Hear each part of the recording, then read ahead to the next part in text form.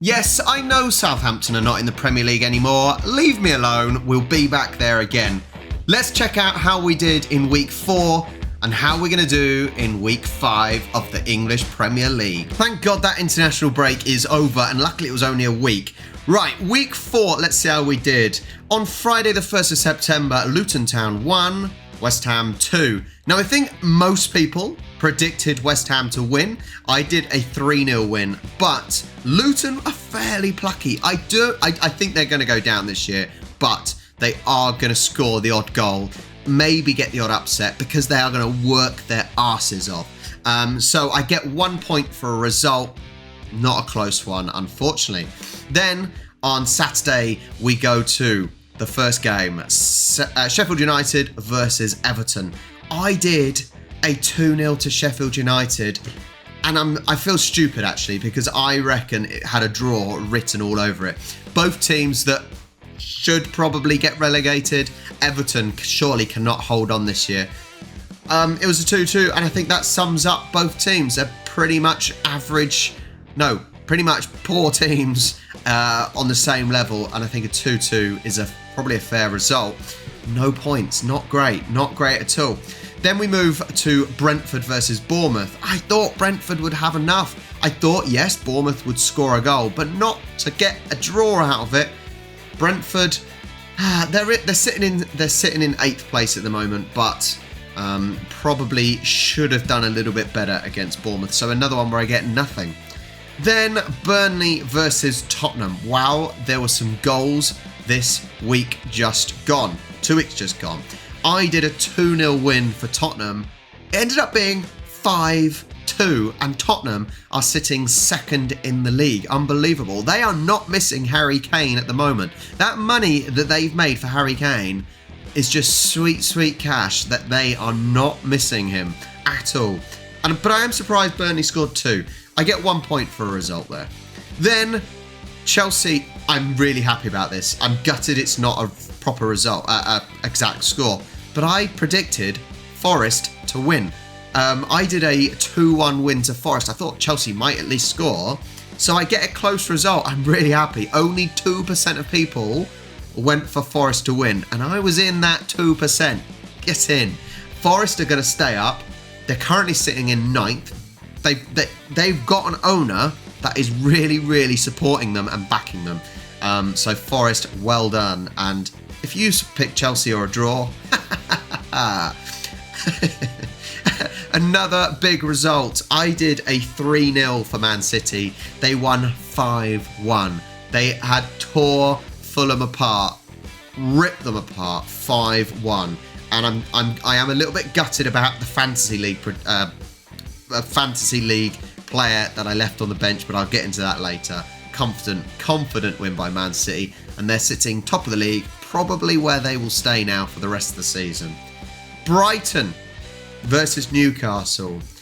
I think actually this is the way the season's going to go. Brighton actually lost the previous week, and I thought maybe Newcastle would be too strong. At the moment, it's not going Newcastle's way like it did last year. It was the opposite result, and Brighton won 3-1. Sunday, Crystal Palace versus Wolves. I thought this had a draw written all over it, and it was a high-scoring game. It could have been a draw, but no, Crystal Palace came out winners. They're currently sat in 7th place. I think Crystal Palace need to get off with a good start, because I don't think it will last throughout the season. So I get nothing for that one. Oh, gutted. Then another close score, because Liverpool 3, Aston Villa 0. I did 3-1 to Liverpool, so I get a close score. I think Liverpool, yeah, they're doing okay. I don't think they're going to lose Salah now to the Saudis. It's stupid because the Saudi transfer deadline is later than the Premier League one. So that makes life a bit difficult. I'm filming this, actually, the week before this is airing. So I don't know if he's gone yet, because I think there's a day in which he may go, but I don't think he will. So I get it close. That's okay. Then I did Arsenal 2, Man United 1. But Arsenal actually won 3-1. A really interesting game where I think the referees got it spot on. There was a clear offside for the Man United player Garnacho, I think it was Garnacho. It was a clear offside. He went unscored from it and it was disallowed. Clear offside. And Ten Hag, the manager, decided to say that the VAR was wrong. In what world were they wrong? Bad loser. A really, really bad loser. Let's see how the leaderboard is going. I'm actually pleasantly surprised. So first of all, Johan is at the top. He's been at the top pretty much from the first week. Guess where I'm sitting? In number 2 spot. And considering I didn't even think I had that great a week, I'm sitting in second. I'm doing well. So long may it continue. Ethan doing really well in third. Let's see some movement. Aussie Austrian up 3 places. K-Power down 3. The Saminator is up 6 places. Well done. Richmond up 4. Oh, Chad Wookie has gone down 8. But the golden hat this week goes to Sarah Ma. Congratulations, you're up 6 places. You're sneaking up on us. Who's done the worst? Oh, Scottish Phoenix. Not good this week. So there's no Friday night football this week. Oh, it starts on a Saturday. Wolves versus Liverpool. I can only see one winner here. I really can only see one winner. I do not think it is Wolves. And I don't even think they're going to score. I'm going to go for a 3-0 to Liverpool. They're looking strong, 3 wins in a row. They are unbeaten, sitting in 3rd place. Wolves, yeah, they've put some good performances in, but they're not really getting the results. So 3-0 to Liverpool. Then at Villa Park, Aston Villa versus Crystal Palace. This is a difficult one because actually both teams at the moment in the league and form are fairly evenly matched. However, I do believe Aston Villa do have the stronger team. They're playing at Villa Park, which is a god-awful place to go to. So I'm going to go a 2-1 to Aston Villa. Then Craven Cottage, Fulham versus Luton. Will Luton get a win? Do I? Do I do it? I think I am. I'm going to go a 2-1 to Luton. I think Luton are going to get their first win of the season. Now, Fulham aren't a bad team. They're not a bad team, and I think they will avoid the drop. I think they'll be bottom half the table, but they'll avoid the drop. But I think actually, although they're going to go down, I think this is a team they can play, Luton, and get a result against Fulham. So I'm going to go 2-1 to Luton. And then Old Trafford, Man United versus Brighton. What the hell is going on with Man United? They are an absolute disaster. Brighton, they have lost 1 game, which was a bit of a shock against West Ham. Actually, I say it was a shock against West Ham. West Ham have spent their money from Declan Rice really well. Do I do Brighton? Should we just do it for a laugh?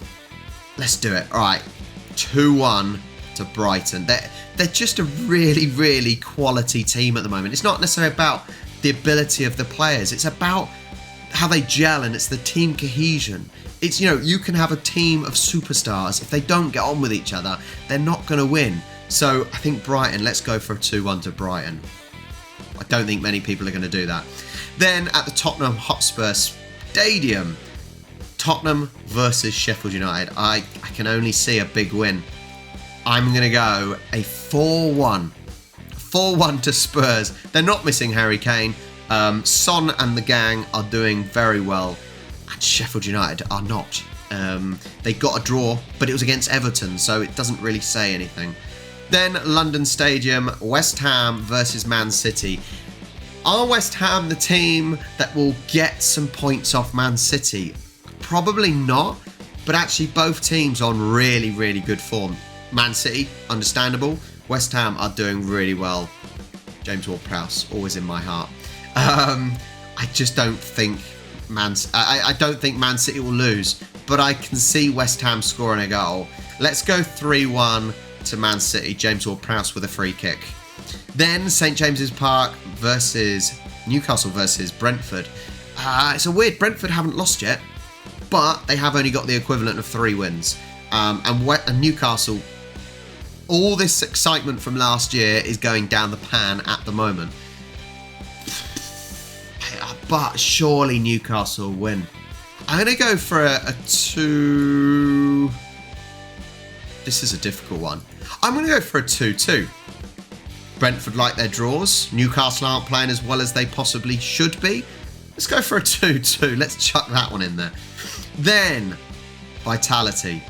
Bournemouth versus Chelsea. Chelsea are an absolute disaster at the moment, aren't they? They're an absolute disaster, but surely they're going to beat Bournemouth. Surely. They couldn't beat Nottingham Forest, but surely... I'm going to go 2-1 Chelsea. I'm going to go 2-1 Chelsea. There's no reason why Bournemouth shouldn't score. And actually, there's a possibility of Bournemouth winning or drawing because Chelsea are bloody awful at the moment with all their billions of pounds spent. Then Goodison Park, Everton versus Arsenal. This is not going to end up well for Everton. 0 to Everton, 3 to Arsenal. Everton have got to go down. Arsenal, I want them to challenge for the title again. I don't necessarily think Declan Rice was an amazing signing for the amount of money they spent, but he performed really well last week against Man United. So, 3-0 Arsenal. Then, on Monday night kickoff, Nottingham Forest versus Burnley. Burnley have not won a game yet, 3 losses out of 3. Forest have managed to get 2 wins out of 4. It's at the City ground. 2-0 to Forest. And now over to the Fantasy League. This is the exciting one. I do like this. Trying to find the right players, and I'm a little bit gutted and happy at the same time because I managed to get 87 points, which is above average. The highest was 148, so well done to that person. But I've had a fairly good week. I think this is my best week so far. So looking at the teams then, Areola got 2. Yeah, okay, it's better than Pickford, who only got 1. Henry, only 1, disappointing. Romero got 7, really good. And this is one I struggle with every week. Estupiñán, he got 2, a little bit disappointing. Alexander-Arnold, who I didn't want to actually play anymore. I wanted to transfer him out, thinking he's overpriced. He got 12 points. Get in. Maybe he will stay for another week. Then Bruno Fernandes got 2, Rashford 7, so Rashford did okay. Bruno Fernandes less so. Saka got 4. I want Saka to start scoring some more. He had opportunities to score and he did not take them. Straight at the goalie, I remember one time was. Mbembo, he's fairly consistent every week, and 8 points for him. Haaland is my captain. He got 40 points. You just cannot not have Haaland in your team. And then Nketiah, unfortunately, only got 2. Looking at the bench, Pickford, 1. Bell, 1. Enciso only didn't even play, so that was right having him on the bench. And gutted. Julian Alvarez got 14 points. That's so annoying. That's definitely going to change what I do this week. I don't think I'm going to make any transfers though. So after week 4, here are the standings in the Fantasy League. At the top, ECU again. Very good. He's doing very well. 96 that week. Really, really well. I'm going to struggle to catch him up with him, I reckon, if he can stay top spot. We've got third place is Mike with Bryanston Bombers. 76, not quite as good as this week. That probably slipped down. Trust the Process up 3 places. Any other movement? Or Power FC, Carl has gone down 5. I've gone up. Yeah, I've gone up. Robreacts United, 87 points, up to 6th place. Get in there. Any other? Seahawks down. What is the worst score this week? Oh, so 96, is that the best? 96. No. FC Uravonde, Luke Hawkins got 98. Wow. Any higher than 98? No. Let's see who's got the worst. FC. God. Arta. FC Massatronics, only 31. You need to get Haaland in your squad. That's all I'm going to say for that. Oh, Wilson Gladiator FC 34. We've had a real mix of scores. All I'm going to say is if you do not have Haaland in your squad, put him in. So I really want to get Alvarez in the squad. Who do I take out? I think I've got to take out one of those centre-backs. Because if you look at the midfield line, Fernandes, Rashford, Saka and Mbemo all have a chance of still getting fairly high scores. Haaland and Nketiah I'm going to keep in. Might score goals. I think the options here are either take Henry out or Estupiñán. Alexander-Arnold at this point of time has a 75% chance of playing. I think he probably will. Which do I do? Henry, Brentford are playing Newcastle and Brighton are playing Man United. Man United aren't necessarily great at the moment. Newcastle, I expect will still score. It's a really difficult choice, and no matter which way I go, I expect the one that I drop will do much better than the one that I don't. I think I'm going to take out Henry. I'm going to take out Henry and swap him with Alvarez, and then we're going to play a 3-4-3 formation. So that will be my team for this game week. Areola in goal, much better than Pickford, should get points, and they're against whereas Pickford, Everton, they're against Arsenal. I think it's the best of a bad bunch for this week. Romero, Estupiñán and Alexander-Arnold in defence. I probably won't get many points from them, except maybe Romero, who they're against Sheffield United. That's a good one, actually. Well, actually, and Liverpool are against Wolves, so actually maybe those two will pick up some points. Then you got Bruno Fernandes, Rashford. They're both playing against Brighton. I don't know how well they'll do. Saka is against Everton. They should do well. And same as Nketiah, they should do well against a really poor Everton side. And Mbeumo, just generally consistent every week. He's doing so well. Then up front, you've got Alvarez and Haaland, who are both playing West Ham. I don't necessarily think that's a given they'll win, but Haaland. That's all I'm going to say. Well, there are my predictions for week 5. Thank you so much for watching. Please do join in on the Super Brew and on the Premier League Fantasy. It's a pleasure, as always. Thank you so much, and I'll catch you next time.